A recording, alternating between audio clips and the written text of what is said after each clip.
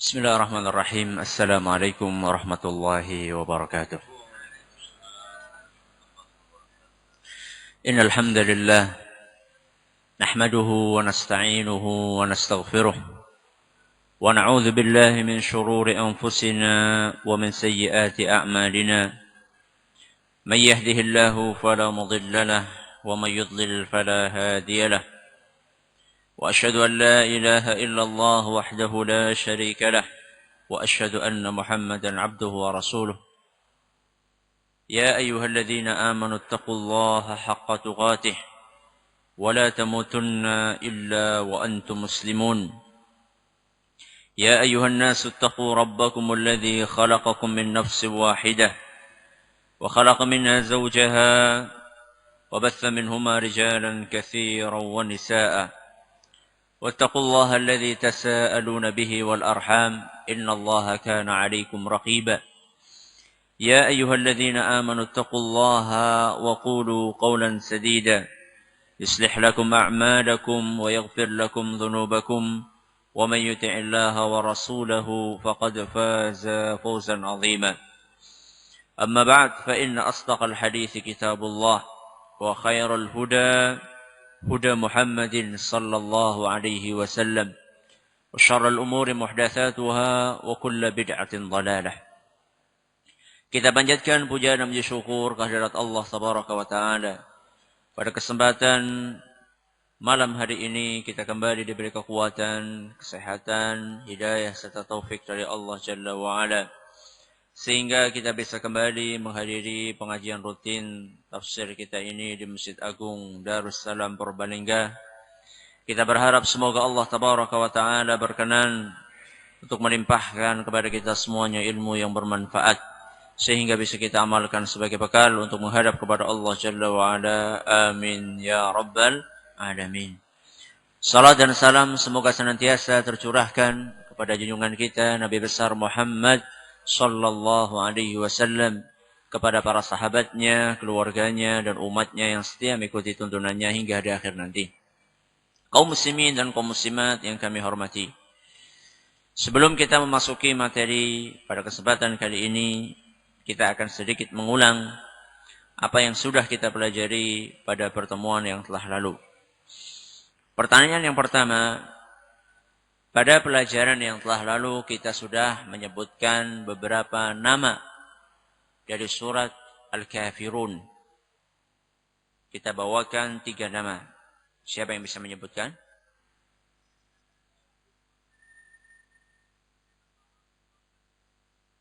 Ya, bagus. Silakan. Surat Qul ya ayyuhal kafirun, surat Al-Kafirun, dan surat apa? Al-Ikhlas. Pertanyaan berikutnya, kita membawakan beberapa keutamaan dari surat apa? Al-Kafirun. Kita sebutkan berapa saat itu? 4. Sebutkan 2 saja.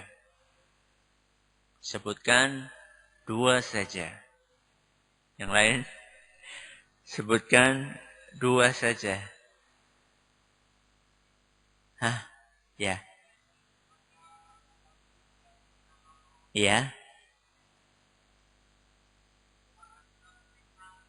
Merupakan salah satu di antara 2 surat ternikmat dalam Al-Quran. Bagus. Silakan. Barang siapa yang memahami surat ini berarti dia telah mengenal Allah. Kemudian surat ini dan surat Al-Ikhlas merupakan 2 surat yang ternikmat. Masih tersisa 2 lagi. 2 lagi. Hah? 2 keutamaan lagi. Nah, baru 2 kita sebutkan 4 kemarin. Ya.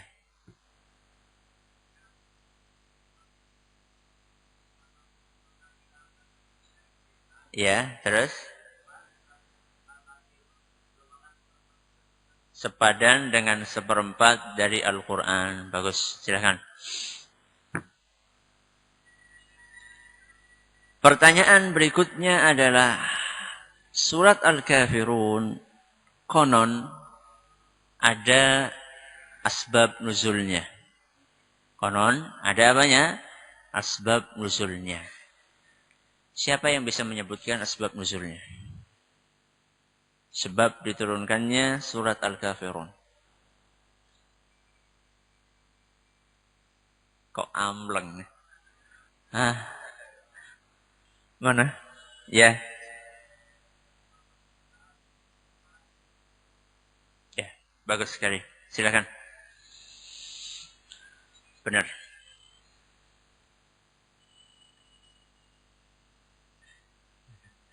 Pertanyaan terakhir.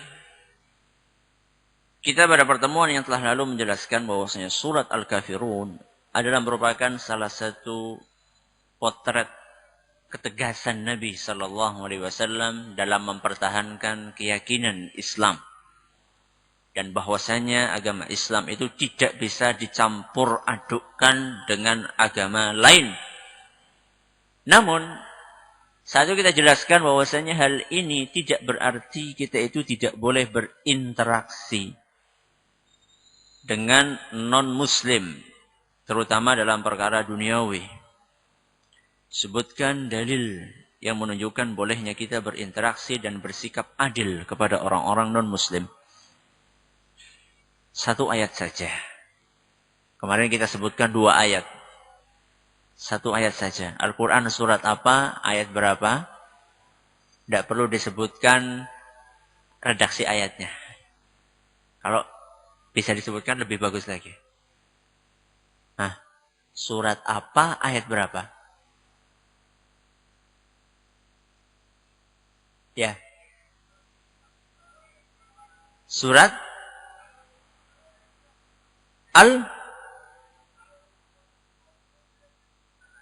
Al-Mumtahanah. Ya, ayat 8 silahkan. Monggo. Al-Mumtahanah ayat 8. Surat Al-Mumtahanah itu surat nomor berapa? Ada yang tahu? Surat nomor 60. Ya, surat nomor 60. Pada kesempatan kali ini kita akan memasuki materi baru dari pendahuluan di surat Al-Kafirun. Para hadirin hadirat dan segenap pendengar Radio Roja di Jakarta, di Bandung, di Lampung dan sekitarnya, para pendengar Radio Sunnah FM di Cirebon dan sekitarnya, serta para pendengar Radio Majas FM di Yogyakarta dan sekitarnya.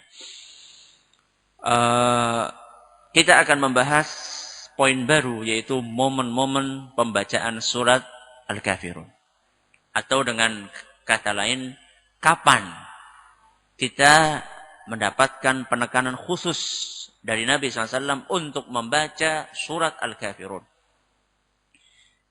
Seperti biasanya, kita berusaha untuk menyelipkan pembahasan yang bersifat aplikatif di tengah-tengah pembahasan yang bersifat teoritis. Ya, ini penting karena kita perlu praktek dalam keseharian, bukan hanya mengetahui ilmu-ilmu yang bentuknya wacana, tapi kita perlu ilmu-ilmu yang bisa kita aplikasikan dalam keseharian, yang sifatnya praktis. Dan ini adalah salah satunya. Kapan saja kita disunnahkan dan mendapatkan penekanan oleh Nabi SAW untuk membaca surat Al-Kafirun. Di sini kami menemukan ada 5 momen. Ada 5. Kita mulai dari yang pertama. Yang pertama, kita disunahkan untuk membaca surat Al-Kafirun di rakaat yang pertama dari salat sunnah fajar. Yang pertama apa? Di rakaat yang pertama dari salat sunnah fajar. Atau salat qobliyah apa? Subuh. Apa dalilnya?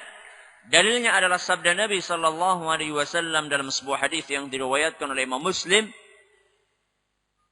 Kata Abu Hurairah, anna Rasulullah sallallahu alaihi wasallam qara'a fi rak'atayil fajr, bahwasanya Rasulullah sallallahu alaihi wasallam membaca di salat sunnah fajar,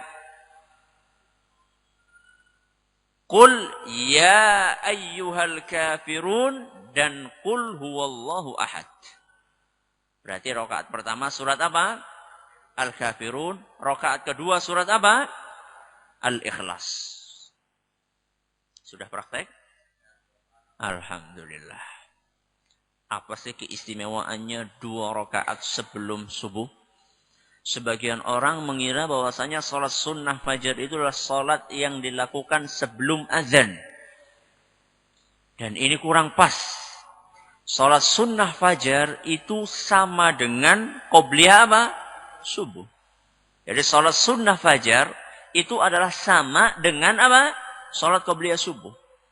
Tidak lain dan tidak bukan. Apa keutamaannya? Kata Nabi SAW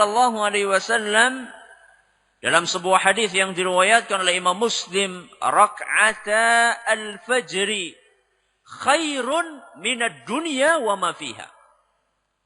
2 rakaat sunnah fajar itu lebih baik, lebih mahal daripada dunia dan isinya. 2 rakaat apa? Fajar. Berapa rakaat? 2 rakaat saja. Kata Nabi SAW lebih berharga daripada apa? Dunia seisinya. Dunia seisinya harganya berapa? Hah? Dunia seisinya harganya berapa? Bukan hanya lebih mahal daripada Pulau Jawa. Tidak. Lebih mahal daripada dunia dan isinya. Isinya dunia kan macam-macam. Ya emas, ya perak, ya minyak, ya rumah, ya wanita, ya duit. Semuanya yang ada di dunia ini dibandingkan dengan 2 rakaat sunnah fajar lebih mahal 2 rakaat sunnah fajar. Padahal ini hukumnya apa? Sunnah. Bagaimana dengan 2 rakaat subuh? Hah? Yang sunnah saja itu lebih mahal daripada dunia seisinya. Apalagi apa? Yang wajib. Makanya kebangetan kalau orang subuhannya jam tengah itu. Hah? Subuhan kok jam tengah itu gimana sih? Ya. Malah kadang-kadang enggak apa? Enggak subuhan, subhanallah. Gara-gara mengejar dunia. Gara-gara mengejar apa? Dunia. Kan banyak orang-orang yang ngelembur kerjanya, ya. Gara-gara ngelembur sampai apa? Sampai lewat sholat subuh. Jangankan sholat sunnah fajar, tidak kepikiran sholat sunnah fajar. Subuh saja apa? Subuh saja sering terlambat, bahkan sering tidak dilakukan. Gara-gara mengejar dunia. Kita katakan Nabi SAW mengatakan dunia yang Anda kejar. Berapa sih yang dikejar sampai mengorbankan sholat subuh? Berapa yang dikejar? Paling 30.000. Ya, untuk apa? Untuk gaji apa? Gaji lembur. 30.000 mas, Anda tinggalkan sholat subuh? La ilaha illallah. Sholat subuh itu lebih berharga dari 30.000 perak kali berapa? Kali tidak terhingga. Dunia seisinya lebih berharga. Kenapa Anda tinggalkan?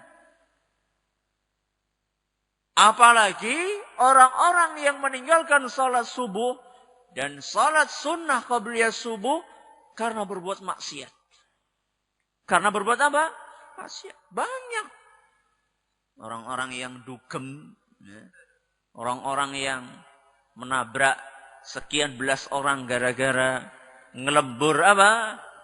Ngelembur dengan pil koplo. Naik mobil sampai nabrak berapa orang? 13 orang. Itu subuhan apa orang kayak wong kayak? Coba ditanya sama orang-orang itu. Subuhan gak mereka? La ilaha illallah.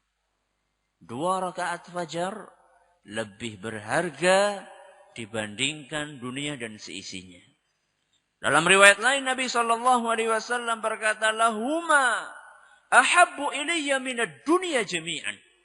Kata Nabi SAW, 2 rakaat itu lebih saya sukai, lebih saya cintai dibandingkan dunia seluruhnya.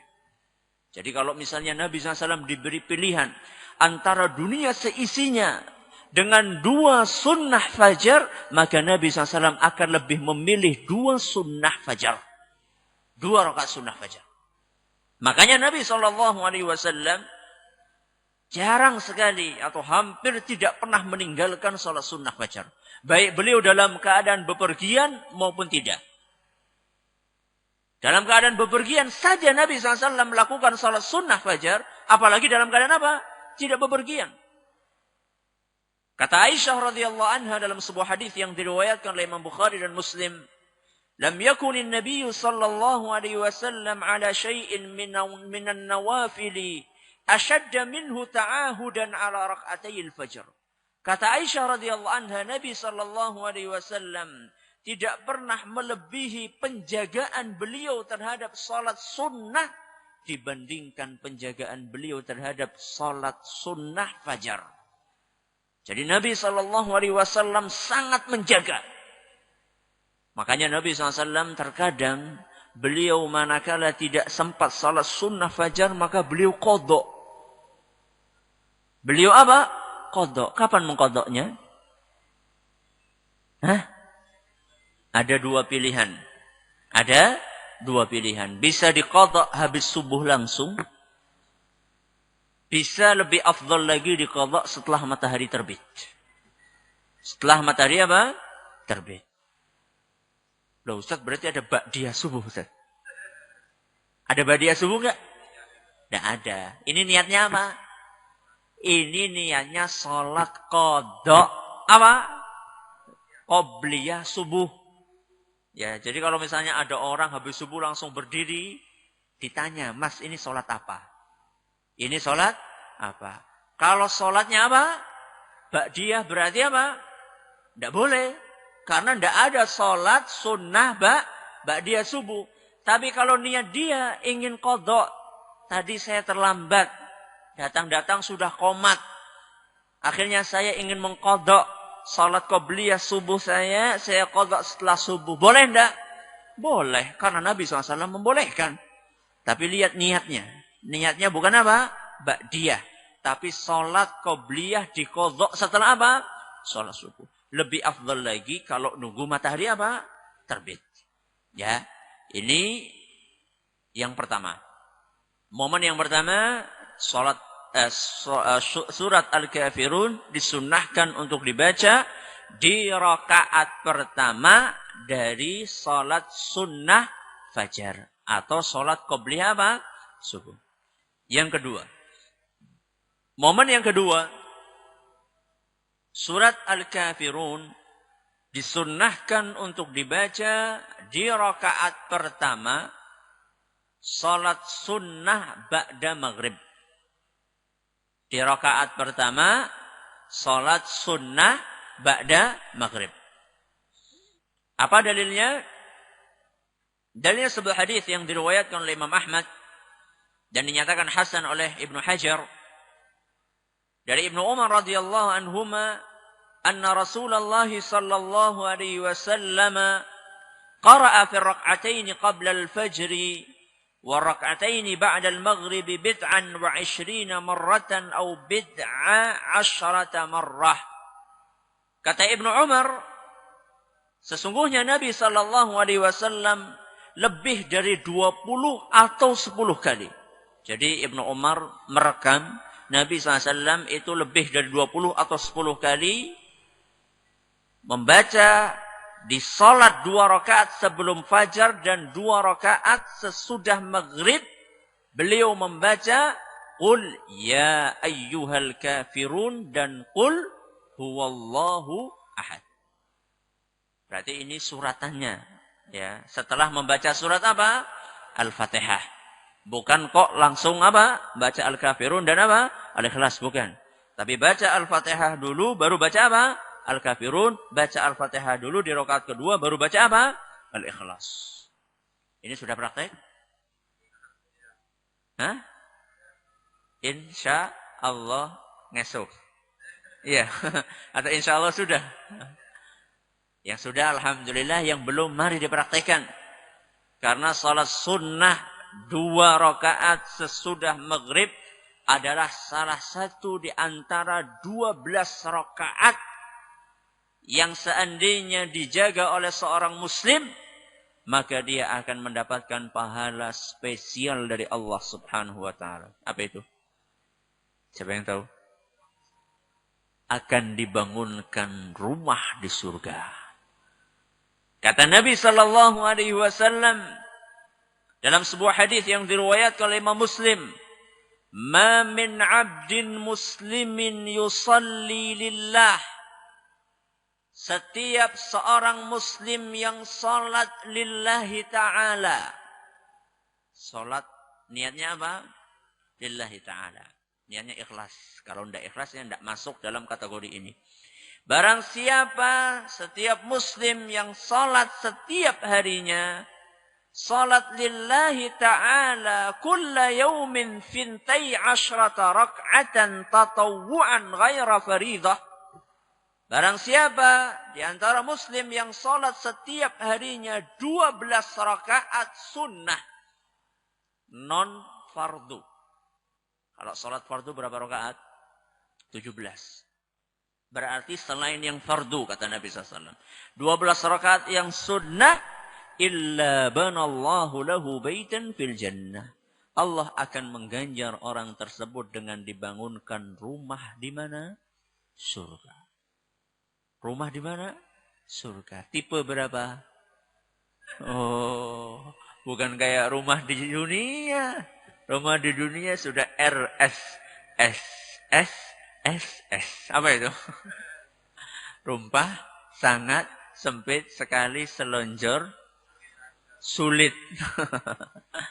Bukan seperti itu. Rumah di surga luar biasa. Tidak seperti rumah di dunia. Tapi syaratnya kita harus berusaha menjaga berapa rakaat? 12 rakaat setiap hari. Apa yang 12 rakaat tersebut?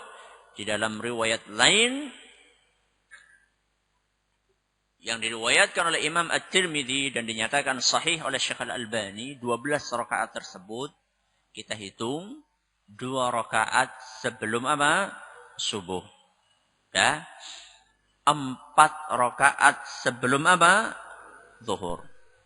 Ini sudah berapa? 6. 2 rakaat sesudah apa? Zuhur. 2 rakaat sesudah maghrib. 10. 2 rakaat sesudah isya. 12. Saya ulangi. 12 rakaat tersebut menurut riwayat At-Tirmidzi dan dinyatakan sahih oleh Syekh Al-Albani. 2 rakaat apa tadi? Sebelum subuh. 4 rakaat sebelum apa? Zuhur. 2 rakaat sesudah zuhur. 2 rakaat sesudah maghrib. Dan 2 rakaat sesudah apa? Isya. Ini yang biasa diistilahkan oleh sebagian ahli fikih dengan salat muakkad, sunnah muakkad, yang mendapatkan apa? Penekanan khusus dari Nabi sallallahu alaihi wasallam. Bukan berarti selain yang saya sebutkan ini tidak disunahkan.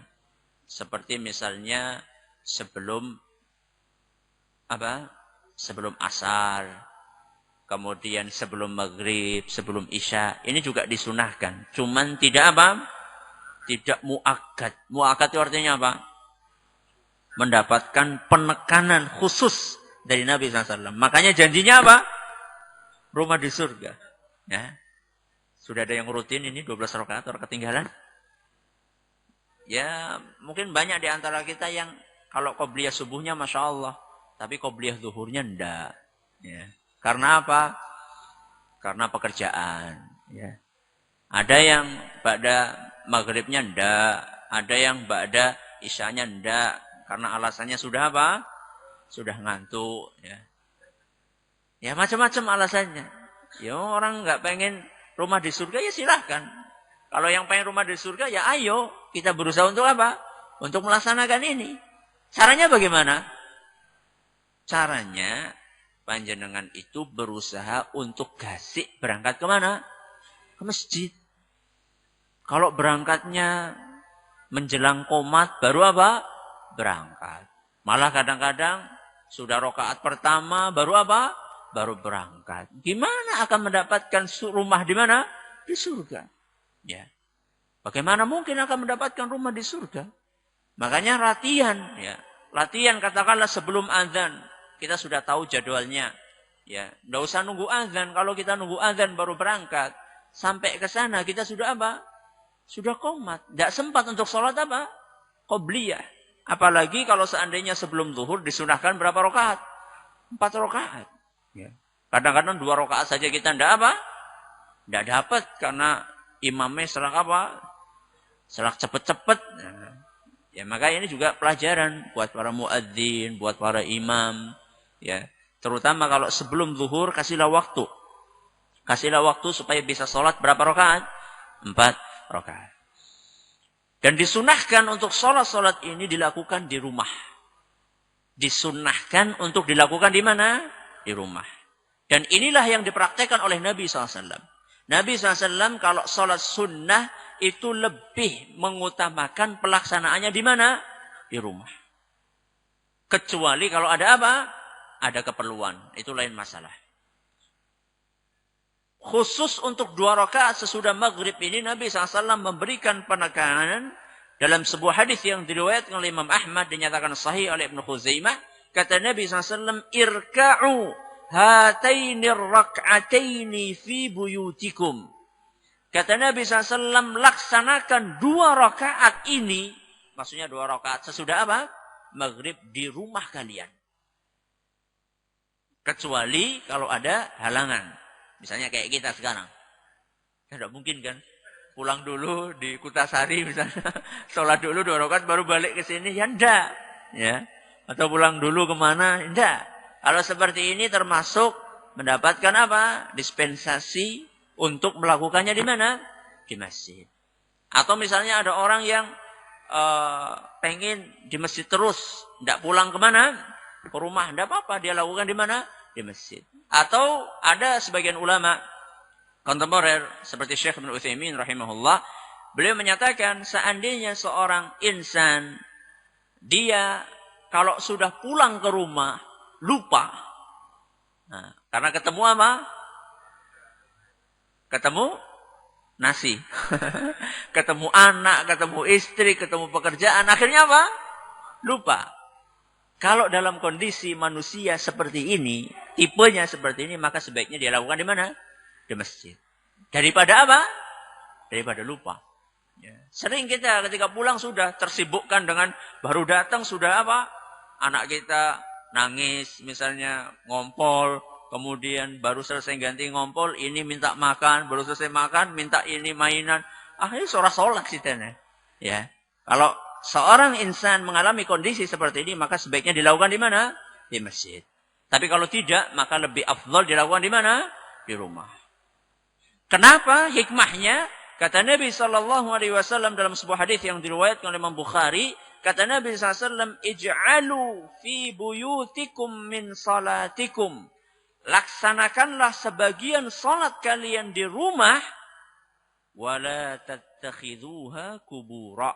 Dan janganlah kalian menjadikan rumah kalian kuburan. Ini hikmahnya. Di antara hikmahnya, kita melakukan sholat sunnah di rumah, supaya rumah kita tidak apa? Tidak mirip kuburan. Apa artinya? Sepi, angker. Kuburan itu bukan tempat untuk beribadah. Bukan tempat untuk sholat. Artinya kalau rumah kita kosong. Dari apa? Dari sholat sunnah. Ya sholat sunnah. Nanti dikira sholat wajib. Nanti sholat sunnah. Seandainya rumah kita tidak pernah dipakai untuk sholat sunnah. Maka rumah kita seperti kuburan. Ya. Bisa dipahami ini. Seperti apa? Kuburan. Kesimpulan yang bisa disimpulkan dari sabda Nabi SAW ini, bahwasanya kuburan itu bukan tempat untuk sholat. Ya. Bukan tempat untuk membaca Al-Quran. Bukan tempat yang spesial untuk berdoa. Itu kesimpulannya. Salah satu kesimpulannya, dan itulah yang disimpulkan oleh para ulama kita. Di antaranya oleh Imam Al-Baghawi, salah seorang ulama besar mazhab Syafi'i, dan juga oleh Imam Ibnu Battal, Ibnu Rajab, dan juga oleh Imam Ibnu Hajar Al-Asqalani. Mereka semuanya menyimpulkan dari hadis ini bahwa kuburan itu bukan tempat untuk beribadah. Karena apa? Karena Nabi SAW mengumpamakan rumah yang tidak digunakan untuk ibadah seperti apa? Kuburan. Ini diantara kesimpulan yang bisa disimpulkan dari hadis tersebut. Yang ketiga, di antara momen disunahkan untuk sholat apa? Untuk dibacakan surat apa? Al-Kafirun di rakaat kedua sholat witir. Di rakaat keberapa? Kedua. Jangan dibalik. Kalau tadi rakaat pertama, ini rakaat berapa? Kedua. Rakaat kedua dari sholat apa? Witir. Apa dalilnya? Dalilnya sebuah hadis yang diriwayatkan oleh Imam An-Nasa'i dan dinyatakan sahih oleh Ibnu Hibban dari Ubay bin Ka'ab. Kata beliau, anna Rasulullah sallallahu alaihi wasallam kana yutiru bi 3 rakaat. Sesungguhnya Rasul sallallahu alaihi wasallam salat witir 3 rakaat. Apa yang dibaca? Yaqra'u fil ula bisabbihisma rabbikal a'la. Di rakaat pertama beliau membaca surat apa? Sabbihisma rabbikal a'la. Surat apa ini? Al-A'la. Wa fi tsaniyati, di rakaat yang kedua membaca surat Al-Kafirun, dan di rakaat yang ketiga membaca surat apa? Al-Ikhlas. 3 rakaat salat witir. Di rakaat pertama dibacakan apa? Sabbihis. Ya. Ya ala ya sabbihis. Sabbihis ma rabbikal a'la. Salat yang rakaat yang kedua baca apa? Al-Kafirun. Rakaat ketiga baca apa? Al-Ikhlas. Terkadang Nabi SAW menambah rakaat ketiga dengan apa? Al-Falaq dan An-Nas. Sebagaimana disebutkan dalam sebuah hadis yang diriwayatkan oleh Imam At-Tirmidzi dan dinyatakan pula sahih oleh Ibnu Hibban. Jadi Nabi SAW kalau salat witir dan salat witirnya 3 rakaat, beliau akan membaca rakaat pertama apa tadi? Sabbihisma rabbikal a'la. Rakaat kedua apa? Al-Kafirun. Rakaat ketiga apa? Al-Ikhlas. Terkadang rakaat ketiga setelah Al-Ikhlas beliau membaca apa? Al-Falaq dan An-Nas. Oh gitu ya. Jadi kita tahu kalau ada imam ngimami tarawih, kadang-kadang dia baca di rakaat ketiga Al-Ikhlas tok. Kadang-kadang Al-Ikhlas, Al-Falaq, An-Nas, berarti dua-duanya sama-sama apa? Benar. Ini pentingnya ngaji. Orang ngaji itu jadi tidak mudah apa? Tidak mudah nyalahkan. Macam kok tulung surat kepriwe sih? Wis mucu-mucu jebule salah. Karena ndak apa? Karena ndak ngaji. Ya, pentingnya ngaji seperti ini. Jadi kita tahu perbedaan pendapat mana yang ada dalilnya, perbedaan pendapat mana yang ndak ada dalilnya. Kalau seperti ini berbeda seperti ini ndak masalah. Si A, Imam A di rakaat ketiga cuma baca surat Al-Ikhlas, monggo. Imam B membaca di rakaat ketiga Al-Ikhlas, Al-Falaq, An-Nas, monggo. Jadi kalau ketika kita menambah ilmu kita, kita bisa bertolerir dalam perbedaan pendapat yang masing-masing punya apa? Punya dalil. Awal waktu salat witir dan akhir waktunya kapan? Awal waktunya kapan? Setelah Isya. Berarti boleh setelah Isya kita witir. Boleh? Boleh? Boleh. Boleh? Boleh. Akhir waktunya kapan? Menjelang subuh. Sebelum sholat subuh. Apa dalilnya? Dalilnya sabda Nabi SAW dalam sebuah hadis yang diriwayatkan oleh Imam Ahmad dan dinyatakan sahih oleh Al-Albani. Kata Nabi SAW, Inna Allah zadakum salatan wahiyal witru. Sesungguhnya Allah telah menambah solat untuk kalian. Solat itu adalah solat apa? Witir. Fasalluha fima baina salatil isya'i ila salatil fajr. Lakukanlah solat witir tersebut antara sholat isya dengan sholat apa? Subuh. Jadi waktunya itu boleh. Mulai dari ba'da isya kita sudah boleh sholat apa? Witir. Sampai kapan? Sampai subuh. Dan ini meluruskan pemahaman sebagian orang yang mengira tidak boleh sholat tahajud sebelum apa? Sebelum tidur. Sebagian orang, tahajud keperluan sih. Witir itu bagian dari apa? Dari tahajud. Ini hadis menunjukkan bahwasanya orang yang belum tidur malam, dia sudah boleh untuk melakukan sholat malam. Walaupun dia belum tidur. Ya. Walaupun dia belum tidur, boleh saja, tidak apa-apa. Ya. Ini diantara dalilnya. Kalau misalnya boleh dari awal malam sampai akhir malam, lebih afdol mana?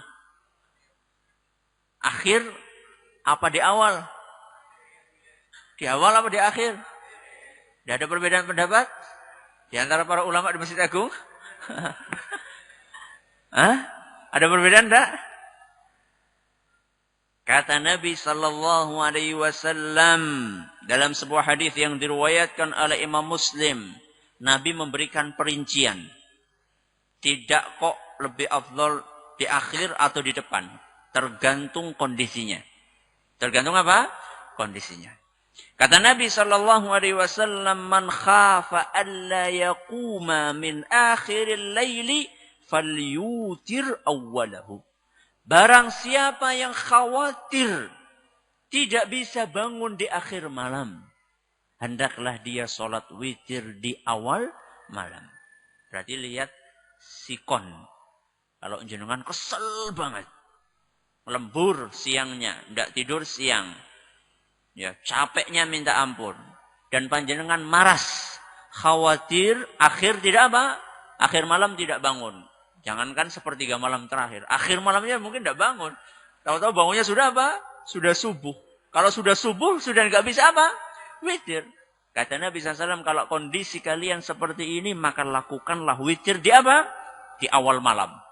Setelah sholat isya, sudah ba'diyah isya, lakukanlah sholat apa? Witir. Kemudian kata Nabi SAW, وَمَنْ طَمِعَ أَنْ يَقُومَ آخِرَهُ فَلْيُوتِرْ آخِرَ اللَّيْلِ. Barang siapa yang optimis, bisa apa? Bisa bangun malam. Mohon yang orang pati kesel. Kemudian sudah tidur siang. Biasanya kalau saya sudah tidur siang, malamnya dibawa untuk bangun itu apa? Enak. Insya Allah anak optimis malam ini bisa bangun. Maka kata Nabi SAW, hendaklah dia witir kapan? Di akhir malam. Kata Nabi SAW, فَإِنَّ صَلَاةَ آخِرَ اللَّيْلِ مَشْهُودَةً. Karena salat di akhir malam itu disaksikan. Terutama oleh Allah Subhanahu wa ta'ala dan oleh para malaikat. وَذَلِكَ أَفْضَلُ. Dan ini lebih afdal. Lebih apa? Afdal. Bagi siapa? Bagi siapa yang optimis. Untuk apa? Untuk bangun malam. Kalau yang tidak optimis, tapi orang optimisnya saben dina ya. Beriwe gitu. Tidak optimis setiap hari. Ya kalau memang seperti itu kondisinya, ya sudah, silahkan sholat sebelum tidur. Ya, sebelum apa? Tidur. Berapa rakaat sholat witir? Ganjil itu berapa? 101 itu ganjil. 1 sampai 11. Minimal 1. Maksimal berapa? 11 rakaat. Apa dalilnya? Dalilnya sabda Nabi SAW dalam sebuah hadis yang diriwayatkan oleh Imam Abu Dawud dan dinyatakan sahih oleh Imam Ibn Hibban dan Al-Hakim. Kata Nabi SAW, "Faman ahabba an yutira bi khamsin falyaf'al." Barang siapa yang ingin salat witir 5 rakaat, silahkan. Monggo, kata Nabi SAW. "Wa man ahabba an yutira bi thalathin falyaf'al." Barang siapa yang pengen witir 3 rakaat, monggo, kata Nabi SAW. "Wa man ahabba an yutira bi wahidatin falyaf'al." Barang siapa yang pengen witir 1 rakaat, silahkan. Milih sing di. Milih sing siji bae, gimana nih? Kata Nabi, barang siapa yang ingin witir 5, silahkan. Yang 3 silahkan. Yang 1 juga silahkan. Lebih besar mana pahalanya? Ya ini lebih banyak lah. Iyalah, ini 5 rakaat dibandingkan 1 rakaat ya jelas. Kecuali kalau kepepet. Ya. Kata Nabi SAW, فَإِذَا خَشْيَ أَحَدُكُمُ الْفَجْرَ فَلْيُوتِرْ بِرَكْعَةٍ. Oh, kama qala SAW, barang siapa yang sudah mepet, waktunya hampir apa? Adzan subuh, hendaklah dia witir 1 rakaat. Itu tidak apa-apa. Berarti ini dalil dari 5, 3, 1. Nah, dalil dari yang 7, 9, 11 apa? Dalilnya sabda Nabi SAW dalam sebuah hadis yang diriwayatkan oleh Imam Al-Hakim. Kata Nabi SAW, "Autiru bi khamsin, au sab'in, au tis'in, au 11 raka'ah." Witirlah kalian 5 rakaat, atau 7, atau 9, atau 11. Titik 11. Jangan ditambah jadi berapa? 13, 15, 19, tidak. Siapa yang pernah witir 11 rakaat? Jarang-jarang, Ustaz. Si ngomong benjen ora tahu. Dari 1 sampai berapa? 11 rakaat. Ya, jadi witir itu banyak. Banyak apanya? Banyak pilihannya. Ya, jadi silahkan. Mungkin pas lagi kuat, lagi bombong. Nah, cobalah nambah berapa? 11 rakaat. Dan masing-masing ada caranya. Kalau yang 1 rakaat jelas 1 rakaat tinggal sholat 1 rakaat biasa. Dan yang 3, 5, 7, 9, 11 itu ada caranya. Ya, cara pelaksanaannya. Dan ini waktunya tidak akan memungkinkan. Saya paling cuma bahas yang 3 rakaat saja. Karena yang paling sering kita apa? 3 rakaat. Yang 3 rakaat itu ada 2 caranya. Ada berapa? Ada 2. Pilihan yang pertama adalah sholat 3 rakaat tanpa duduk tasyahud awal. Jadi langsung apa? Dur. Ya, 1, 2, 3. Tanpa ada apa? Tanpa ada duduk tasyahud awal. Ini cara yang pertama. Cara yang kedua yang dicontohkan oleh Nabi SAW, ada disebutkan dalam hadis adalah 2 rakaat salam, kemudian 1 rakaat salam. Jadi dipisah dengan apa? Dengan salam. Hanya ada 2 cara. Ya. Tidak ada cara yang ketiga seperti sholat maghrib. Itu tidak boleh. Kata Nabi SAW, "La tutiru bi 3 tashabbahu bi salatil maghrib." Jangan kalian sholat witir 3 rakaat mirip seperti sholat apa? Maghrib. Bila seperti sholat maghrib berarti gimana? Ada tasyahud apanya? Awalnya. Ada tahiyat awalnya. Jadi ini tidak boleh. Pilihannya kalau 3 rakaat ada 2. Yang 3 rakaat langsung. Ada yang apa? 2 rakaat salam. Kemudian 1 salam. Ya. Ini witir. Momen yang keempat. Ketika sholat setelah tawaf. Ketika sholat setelah apa? Tawaf. Bagi yang pernah berhaji atau pernah membaca, disyariatkan setelah tawaf untuk melakukan sholat berapa rakaat? 2 rakaat. Kalau bisa di belakang maqam Ibrahim. Kalau bisa. Kalau tidak bisa bebas di Masjidil Haram. Dalilnya apa? Dalilnya hadis yang diriwayatkan oleh Imam Muslim dari Jabir radhiyallahu anhu ketika menceritakan tentang salat sunnah tentang salat setelah tawaf. Kata Jabir, kana yaqra'u fi ar-rak'atain qul huwallahu ahad wa qul ya ayyuhal kafirun. Sungguhnya Nabi SAW membaca di 2 rakaat, maksudnya adalah rakaat setelah tawaf, qul huwallahu ahad dan qul ya ayyuhal kafirun, hadis riwayat Muslim. Yang terakhir atau yang kelima, siapa yang tahu? Sudah kita bahas kemarin. Sebelum tidur. Sebelum apa? Tidur. Nah, saya tanya nih.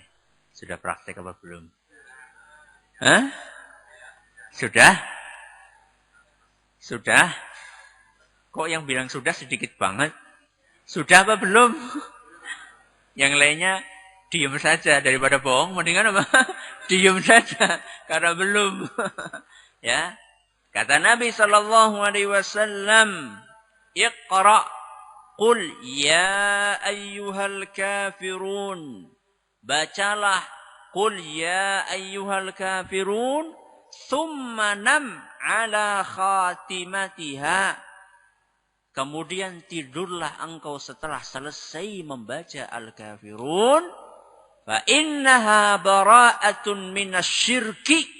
Karena itu adalah bentuk berlepas diri dari kesyirikan. Hadis riwayat Abu Dawud dan isnadnya dinilai sahih oleh Al-Hakim dan Ibnu Hajar. Jadi hadis ini menunjukkan, kata para ulama, bacaan terakhir wirid sebelum tidur adalah Qul ya ayyuhal kafirun. Jadi kalau kita mau membaca wirid-wirid yang lainnya, silakan baca. Tapi tutuplah dengan apa? Al-Kafirun. Kalau kita mau membaca misalnya yang sudah kita ajarkan dari awal, misalnya baca ayat kursi, kemudian kulhu, falak, nas. Berapa kali? 1 kali, diulang berapa kali? 3 kali. Kemudian membaca subhanallah berapa? 33. Alhamdulillah berapa? 33. Allahu Akbar 34. Dan masih ada yang lainnya yang belum kita ajarkan. Ini baru sebagian saja. Kalau kita sudah ngantuk pengen tidur, jangan lupa baca apa? Al-Kafirun. Dan ini sebagaimana dijelaskan oleh para ulama menunjukkan betapa pentingnya tauhid. Di mana Nabi SAW membuka harinya dengan tauhid dan menutup harinya dengan apa? Tauhid. Dibuka pertama kali dengan apa? Salat apa? Sunnah fajar. Ya, salat sunnah fajar itu kan awal pagi. Kita membaca di rakaat pertama Al-Kafirun, di rakaat kedua di rakaat pertama Al-Kafirun, di rakaat kedua apa? Al-Ikhlas. Kita buka dengan tauhid. Kemudian kita tutup hari kita sebelum tidur dengan membaca surat Al-Kafirun, tauhid juga. Ini menunjukkan bahwasanya tauhid itu masuk di dalam kehidupan kita sehari-hari. Wallahu taala a'la wa alam. Ada pertanyaan? Silakan. Ya.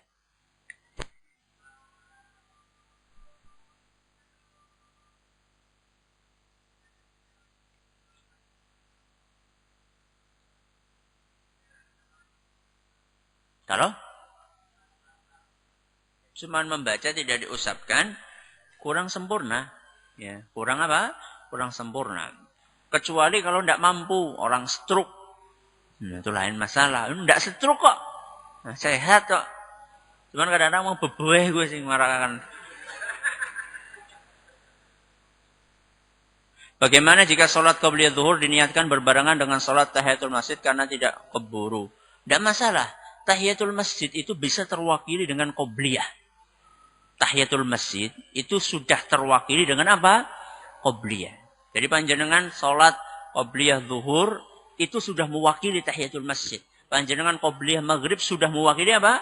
Tahiyatul masjid. Kalau waktunya mepet. Kalau waktunya luas ya lebih bagus lagi tahiyatul masjid kemudian qobliyah. Kalau waktunya mepet itu sudah terwakili. Ya, ada yang lain? Sekiranya cukup ya waktunya. Ya. Kalau apa? Lebih afdol dua-dua. Lebih afdol dua-dua. Kalau yang qobliyah subuh, yang 4 rakaat itu lebih afdol berapa? Qobliyah zuhur, maaf. Qobliyah zuhur lebih afdol berapa? Dua-dua karena lebih banyak amalannya. Karena dia akan membaca tahiyat akhir, akan ada duduk tasyahud ya. Jadi lebih afdol. Mungkin sampai di sini. Atas segala perhatiannya kami ucapkan terima kasih. Atas segala kekurangannya kami mohon maaf yang sebesar-besarnya. Subhanakallahumma wa bihamdika asyhadu an la ilaha illa anta astaghfiruka wa atubu ilaik. Assalamualaikum warahmatullahi wabarakatuh.